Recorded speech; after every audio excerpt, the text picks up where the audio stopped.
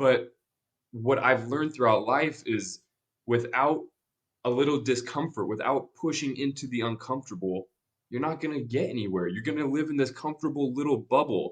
And again, it comes back to fitness. I pushed myself in this discomfort, in this uncomfortable zone for so long that my threshold is so great. I can handle so much discomfort.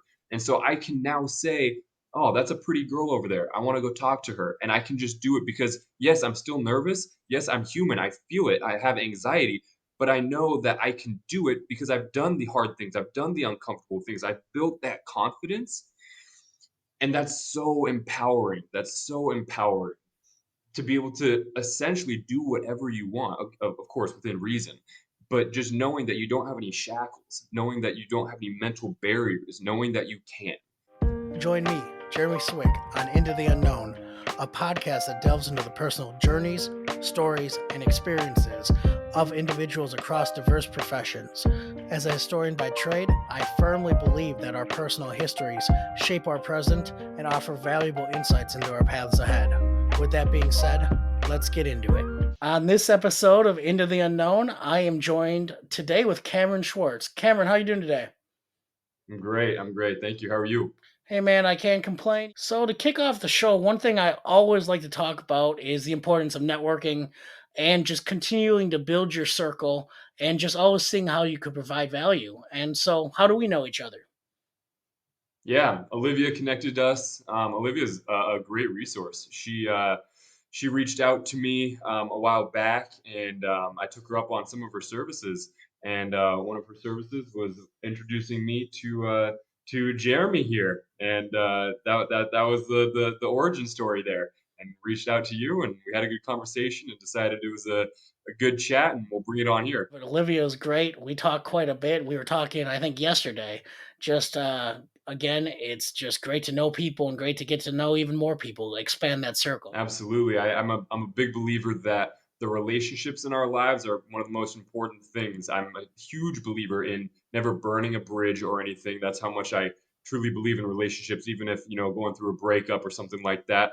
Try to do it as peacefully as possible because you never know who you're going to sit next to on the train. You never know who you're going to see at the airport. You never know who you're going to bump into at the grocery store.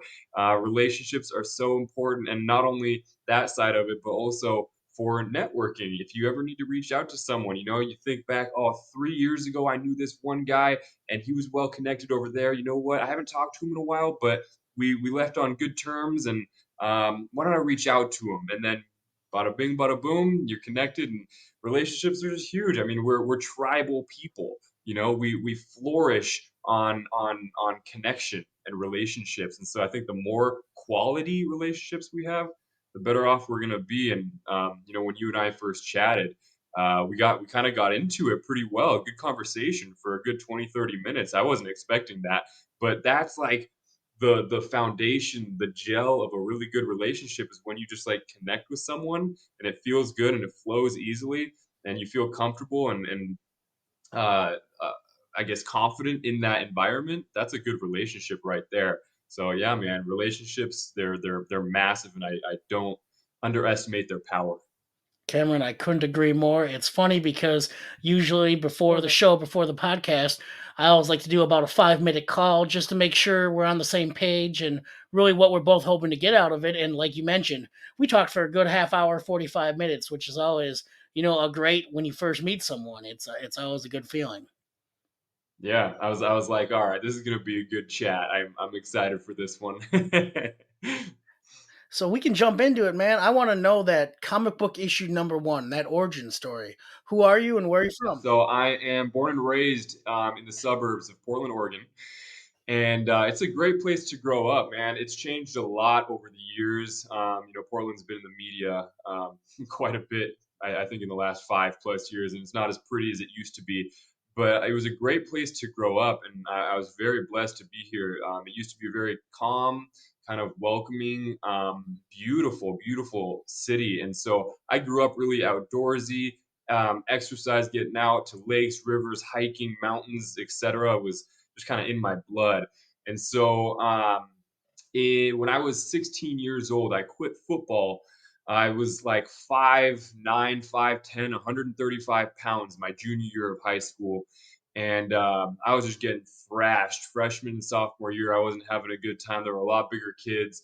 And so I decided to quit, wasn't having a good time. I went to the gym, fell in love with the gym, and I found a passion for fitness, man. And that I feel really blessed that that life found me because I didn't come from that. My parents, my sister, no one in my family was really into fitness, but my whole life, any bit of success that I've had in life, any bit of happiness or relationships, I can honestly relate back to fitness in some way or fashion. And I can get into that a little bit more later on, but it's such a foundational, critical aspect to my life. It shaped so many different parts of my life. And so when I was 16, found the gym, fell in love with it. Never stopped exercising, learning, pushing myself. And at the beginning it was so much for the arms, the abs, want to look good for girls and stuff like that. Got into college, went to Washington State University, and it was still kind of like, okay, so many women, I want to still look good, but I never stopped. Even if I had a little bruised this or bummed that, I'd work around the injury. And so throughout the years I started to learn about perseverance and how to push through adversities. Those were some of the first things that fitness taught me, along with patience, because it's a long road. So not only was it the arms and the abs and all these superficial things, some of the deeper things, some of the life lessons started to kind of creep in. I learned you could do fitness as a profession. I got a degree in kinesiology, and so I was like, oh, well, that's really cool. I can keep this lifestyle. I can teach people how good it can make you feel, and teach people these life lessons that I'm picking up along the way.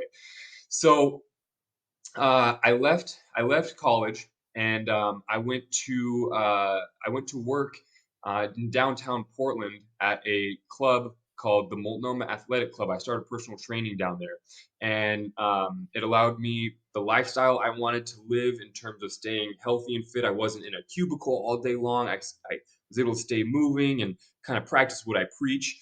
And then I got hooked up with a buddy who was doubling up at the Nike World headquarters. He worked at the Multnomah Athletic Club and the Nike World headquarters as a trainer. I said, "Hey, man, you're so smart. I appreciate you. I'm always watching you because I like to learn from you." Again, this is when I'm about 22, 23, and I said, "Can I come shadow you over there?" And so I followed him over there. He introduced me to the manager, and eventually I landed a training position at the Nike World headquarters, and that kind of continued my growth. And so from there, I just kept learning, man. I kept learning about the the reasons why fitness is so important to life. It taught me so much about confidence. It taught me about, again, perseverance, adversity, patience, discipline. There's so many aspects that I learned through that helped me get through college, that helped me get through relationships, that helped me build my life to where I am now. Because those aspects that I just spoke about, the discipline, the perseverance, adversity, all these things, you can add those things to business. You can add those things to relationships. You can add those things to any corner of life, and they're going to help you. And so now, after about 15 years of consistently working out, not only because it's good for my health and I keep my word to myself, but because it's teaching me, okay, if I can continue, if I can put my mind to this for 15 years, I can put my mind to freaking anything, because that is one of the hardest things. I can uh, putting your body through physical discomfort day after day, week after week, month after month, year after year, continuously beating yourself down. Even if you got to be up at 5 a.m. for a client, you got to be with a client at 6 p.m., you're tired, you still get it done. You can relate that to business. You can relate that to relationships. If you're tired and you still gotta do stuff for business, well, suck it up. You gotta persevere. If you want it bad enough, you'll do it. They say if you want it bad enough, you'll get it done. If you don't, you'll make an excuse. And I've never been one to make excuses. I just want to get it done. I have goals, so let's grind. Same with relationships. You want to make a relationship work? Well, you're tired at the end of the day. You don't want to pick up a birthday card, you don't want to make dinner, you don't want to follow through with a date, you don't want to whatever. You whatever you don't want to do, you say, I should do it because the end goal. I will be glad I did. I will be glad I made this individual smile because I decided, suck it up, go pick up dinner, go make dinner, whatever it might be, persevere through the tire. Because in a week, whatever, you'll be glad you did it. You look back and you'll say, I'm really glad I did that. Just like a workout. You're going to say, I'm really glad I did that workout. I feel a lot better. And so those things have taught me a lot about just personal growth. And they've overlapped a lot just into every aspect of my life, which has led me to starting my business, which has led me into some beautiful relationships, which has led me to be more confident and outgoing and open up doors I didn't even think were possible. So I attribute all of that to the fitness life finding me. Because again, it didn't come from family or anything. I just kind of fell into it. So I got really lucky. I feel very blessed about all of that. So that's kind of where I've been and a little bit of where I'm at and sort of my mentality. Cameron, I love that. And, I think fitness is such an important aspect in everyone's life, regardless of what degree they do it. I remember, growing up playing sports. I've been playing rugby the last 14 years. And that day in, day out grind of going to the gym, going to practice when you maybe don't feel like it, and doing all that, I think it just creates discipline, creates habits, creates good habits. And I think it just becomes such a routine that, as you mentioned, it translates well into business, it translates well into relationships, it translates well into life. You really are your discipline. And that's just such a great, I think, trait in people when they have that discipline. And then, of course, the actual health benefits are great as well. For sure. It's all internal. The external is great too. Of course, we all want to look pretty and look attractive and all these things, but the real golden nuggets, they're on the inside. It's who we are, like the like I kept mentioning, the discipline, the perseverance, all these things that we pick up along the way that fitness teaches us, and the health benefits that you can't get past that. And it's taught me it's okay to push yourself out of your comfort zone because chances are you're going to be better because of it. And so that's what's led me to open up my relationship coaching business. That's what's led me to stepping outside of my comfort zone and talking to that girl. Maybe there's an opportunity there versus if I hadn't had these thought processes develop over the years, I might not be taking these steps to build the life that I want. So many people live in this kind of scared mentality, this what if pessimistic mentality. But what I've learned throughout life is without a little discomfort, without pushing into the uncomfortable, you're not going to get anywhere. You're going to live in this comfortable little bubble. And again, it comes back to fitness. I pushed myself in this discomfort, in this uncomfortable zone for so long that my threshold is so great. I can handle so much discomfort. And so I can now say, oh, that's a pretty girl over there. I want to go talk to her. And I can just do it because, yes, I'm still nervous. Yes, I'm human. I feel it. I have anxiety.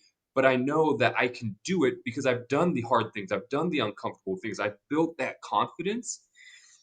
And that's so empowering. That's so empowering to be able to essentially do whatever you want, of course, within reason. But just knowing that you don't have any shackles, knowing that you don't have any mental barriers, knowing that you can. Because I think there's so many people who walk through life saying, oh, I can't do that, or I'm too scared to do that, or I have anxiety. And it breaks my heart because I've been there. We've all been there. And when you eventually evolve and learn, like, no, you're gonna be okay, even if you're rejected, even if that girl doesn't talk to you, even if that investor doesn't want to invest in your business, whatever it might be, you're going to be okay. You're going to be fine because you've been through the uncomfortable before and you're just right back where you were beforehand, if not a little bit more calloused, a little bit more mentally calloused, a little bit stronger, because eventually you become numb to rejection over time and you become stronger because of that. It's kind of like a saying I really like, a sword doesn't become sharp without many, many blows and many, many times in the fire. You got to be put through the fire multiple times to become your sharpest form. And so I kind of live my life that way. Put myself voluntarily through the fires, through the beatings, and eventually I will become sharp. Cameron, I love that. I definitely have a similar mentality. I always joke, the world's mine. One of my favorite songs by Nas is, "The World's Yours," and I truly actually believe that. And I joke with my friends a lot because I'll launch a podcast, I start a business, I've worked at two Hall of Fames, and I really always say I just actively do whatever I want all the time, of course within reason. But it's one of those things: is the worst someone can say is no. The worst a business can say is that they don't want to sponsor you, or they don't want to work with you, or they don't want to hire you. And so I really do embody and love that mentality of just kind of doing what you want and understanding the the downside, or what you perceive as the negative, usually isn't even that bad. Absolutely. I think we make it out to be a lot bigger than it really is. Anxiety has a way of doing that. And so if we can unlock that ability to suppress that anxiety and kind of deflate that big narrative that we made it out to be, we become, like I said, so much more empowered. And no isn't really a word in our vocabulary anymore. We can do. Even if you fall, even if you get knocked down, it's like that famous Rocky Balboa quote. I might butcher it, but it's not about how many times you get knocked down, it's how many times you get back up. You might get rejected, all these different negatives that come hit you. Eventually they're going to turn into positives. You can flip those negatives into positives so easily, because rejection is redirection. I love that one. I can't take credit for that quote, but I freaking love it because it's so true. Life is going to put you where you're supposed to go, as long as you continuously put in effort and you try. And I genuinely believe that if you keep putting in effort to whatever avenues you're interested in, that something is going to happen, something positive. And it might just be that one time, that one thing, just like reaching out to you. That's just another thing that I'm trying. Meet Jeremy, meet this person, and those people might reject me. Those people might say no. Those people, it might not be a good fit. But that one time that Jeremy says yes, and that one person that views the podcast between Jeremy and I and says, I like that guy Cam. Let's talk to Cam. And then boom, another door opens because I was opportunistic and you were inviting and you were a kind host, and like this beautiful relationship happened. All these other doors open. You never know. Life is so crazy like that.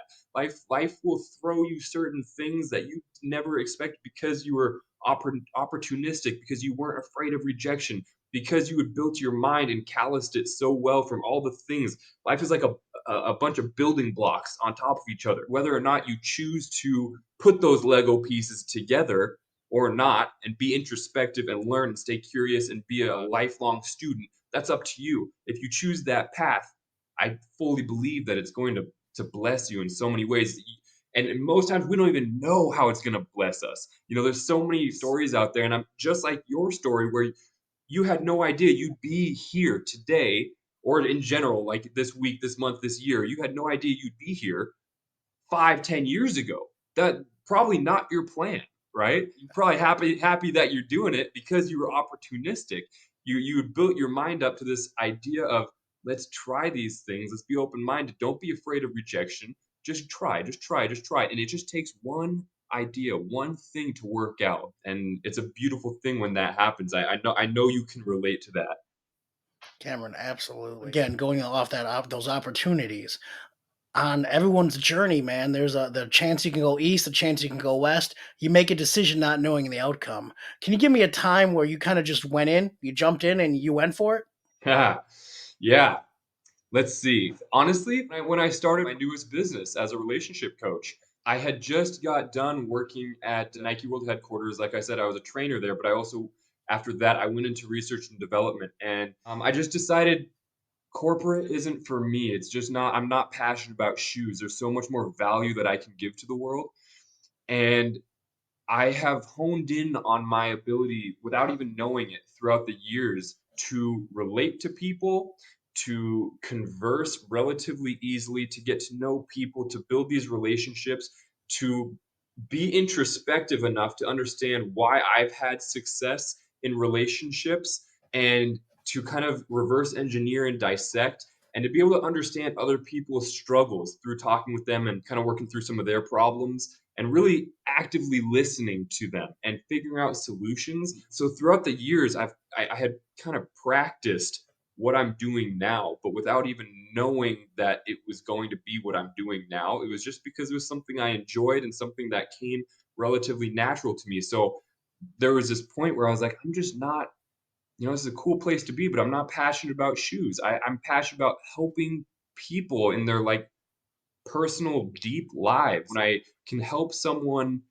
reach a relationship that they've been wanting, or reach some sort of love, or become just their best version of themselves, that's so fulfilling, man. So I took a huge leap and I started my own business for literally from nothing, from absolutely nothing, and I've been able to build it to the point where I've helped tons of people build their confidence through different modalities, and through that confidence, sort of like my story, to where they then had the confidence to approach people finally. They had the confidence to put on clothes that look good, go out to a bar, a club, whatever it might be, or download a dating app or something, and put themselves out there, and then build the communication skills, build the interpersonal skills, build the competency skills to be captivating, to be interesting, and to be able to date and find a partner. And it's so rewarding when people come back to me and they go, Cam, I can't thank you like that. It's invaluable. I can't tell you how awesome it is when people come back to me and say, Cam,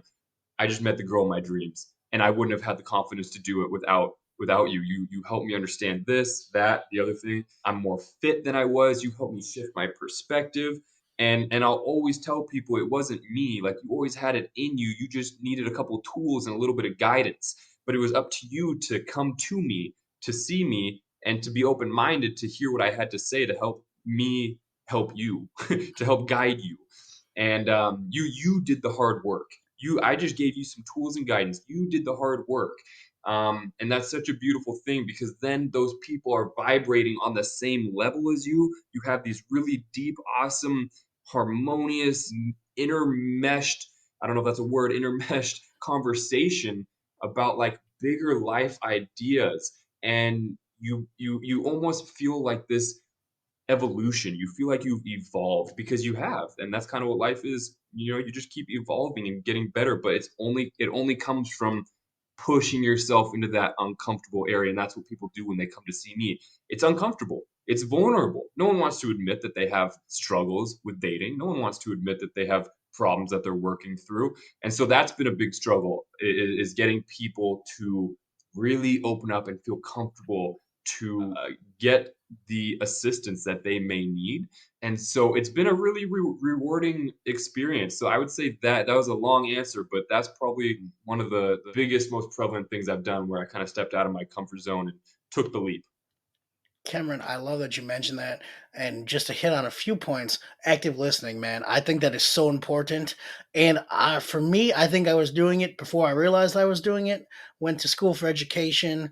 We learned really how to work with students, know there was a variety of learners. Everyone learns differently. You take that into real life, it makes life a lot easier. Like, oh, why are they doing it this way? You start thinking about, oh, they're that type of learner. They need to touch everything, or they need to ask questions because that's how they figure things out. And I think with listening to people when they're actually talking and not trying to think about what you're going to say next is just such a huge unlock for a lot of people. I learned, I think, is important in just human connection and human communication. Absolutely. That resonates so heavily with me. I was never good at school. I was always honestly piss poor at school. High school was difficult for me. I just hated studying. I just really didn't like it. I didn't learn the way that they force fed us to learn. Same with college. It was really difficult for me to get into college. And then when I got there, I was like a very middle C student. I had to work hard for those C's. And it's because I didn't learn that way. I didn't learn through a textbook. I didn't learn through a projector. That's just not how my brain works. I'm fully confident in my learning abilities. I know I can learn just about anything if I put my mind to it. I'm very confident in that. and I know I'm an intelligent person, but I felt very insecure back then because I didn't know that about myself. I didn't learn that way, just like you were saying. Yeah, I love that, man. It's funny because, again, relating to you, man, it's I had a 2.1 when I started college. I did well and very well in college, but again, I think it goes back to the actively doing whatever you wanted. The only doing things I wanted to do. I just kept taking history classes until my professors were like, "You need to do something with history," and I fell into the trap where you can go teach and went into that, developed those skills, but then continued those the history skills and got my master's in public history, which is something I never thought I'd be doing. Then working at museums all over the country. And so it's just kind of funny, as you mentioned, how those little things start to add up to what you see your life being today. Absolutely, and you don't even think it's gonna happen that way. You have no idea. You're just going step by step. You're just going kind of week by week, month by month. You don't have you can have a plan. You can have goals. I think that's all beautiful. But people will sometimes ask me, Cam, what's your 5-year plan? What's your 10-year plan? What's your 10-year goals, etc. And a lot of times I'll answer people and I'll say, well, I have ideas of where I want to be, but I'm not married to them. And I understand that those goals and those plans, they may not come to fruition because how often do they really? How often do your plans actually get derailed and you meet someone new or you a new job opportunity or something and you're completely going in the other direction? Maybe not the other direction, but another direction that you didn't even expect. And so now you have new plans, new goals, new ambitions.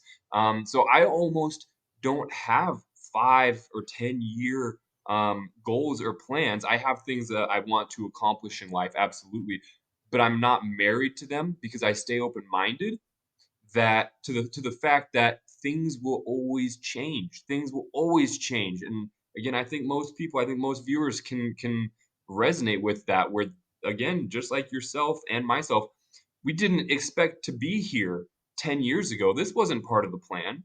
This probably wasn't even a goal, but we're happy we're here and we stayed open-minded. And I think that's such an important thing to remember. You can debate whether or not to have the goals or not to have the goals, and I think those are great. I think everyone should have goals, but also having a mindset of plasticity, being able to kind of mold your life and go sort of where the wind blows you to a degree, I think is really important. Cameron, I couldn't agree more. I'll say it's kind of pivoting. And for me, it was always just making the next, what I thought was the right decision. Again, fork in the road. What if you wouldn't have gone into your own business? You wouldn't know the outcome otherwise. And so for me, it was always Hmm. just making that next, what I thought was the right decision. Okay, this got me here. Hmm. So maybe something's calling me to go do this. Let's do this. Worst comes to worst, I won't know what the other outcome was. I'm just going to do what I think with the best knowledge I have, try my best. Absolutely, absolutely, and that's all we can do is just try our best and see what happens. And we might fail, but through failure, this is something that I learned from the gym as well. Is through failure we get better. Imagine going bench press. We have a spotter behind us. And we're pushing past our limits, right? And we reach that point of failure. Well, we just pushed our ceiling, right? We just learned where that limit is. Next time we come back, we're a little bit stronger. Next time we push that ceiling, we're a little bit stronger. It's the same thing. We gotta fail. We gotta fail to succeed. That's the only way that the human body works. That's the only way the human mind works is failure. There's going to be failure. A person who's succeeded their whole life hasn't tried anything new because trying new things comes with failure. Cameron, I love that. And, title of the podcast, Into the Unknown. I want to know, what is your version of the unknown? What are you stepping into? I know you talked about it a little bit already, probably, but what are you up to? That's a big question. The rest of life. So I think a lot of our lives revolve around going back to it, our relationships, our love life. I think that's a huge goal for people, and I'm no different. So that's one aspect, and I'll dive deeper into that in a moment. As well as professionally, I think those are two massive aspects to most of our lives. I think those two things take a lot of our focus, our career path, and our relationships. And both of those are relatively unknown for me right now, and it's exciting. And I've had to learn how to become okay with uncertainty and with the unknown because I'm 30 years old. I'm single, sort of by choice, sort of not. I mean, I would prefer to be in a relationship, but I am consciously taking my time because I understand that one of the biggest factors of happiness in your life is who you decide to spend that life with. And so I'm very careful. And so my unknown in terms of my future relationship is well unknown. And so I don't really know what that's going to look like. I'm going to keep taking my time because I think that's a really important decision to take your time on. Be meticulous, be picky, be choosy, be calculated, and yeah, take your time. So that's unknown, but it's not a bad thing. I think that's an okay thing to have unknown. Um, and then career wise, I don't know where I'm gonna be in 5 or 10 years. Just like we said, we didn't expect to be here 5 or 10 years ago, and so I don't know. That's very unknown to me. I have plans, I have goals, whatever. But I'm keeping a mindset of plasticity where it might blow me this way, it might blow me that way. Like I'd like to go this way, but I'm okay if we go east or west, like you said. And so that's unknown of where I'll be in 5 or 10 years. But I'm open minded to the opportunities that come my way. Again, I appreciate you sharing your story, and I just want to know, or I should say, let the people know where can they find you if they want to learn more about what you do and your company. Yeah, they can find me at www.theconfidencecoach.biz, B-I-Z, Instagram, YouTube, TikTok at The Confidence Coach 3, just the number 3. There's a lot of good free information out there. I give a lot of good little nuggets that I think people can latch onto and resonate well with. Yeah, people can find me at those outlets, and I'm looking forward to talking with them. Well, Cam, again, I really appreciate you taking the time to talk with me today. It's been great, and I look forward to continue, networking, relationship building, and all that good stuff with you, man. So I appreciate it. Yeah. Absolutely. Thank you so much for having me on. You're a joy, man. It's not often that I find people that are so receptive and communicative and that vibe so well and have a really interesting story as well, like yourself. So again, thank you so much for having me. I really appreciate you. That was another fun episode of Into the Unknown. I truly appreciate you taking the time to listen. And if it provides you any value or entertainment, I would love if you shared it with others, liked, subscribed, and really just help the podcast grow. Again, tell a friend, tell a foe, just anyone who might enjoy hearing some stories of people's own journeys and what got them to where they are today. Till next time.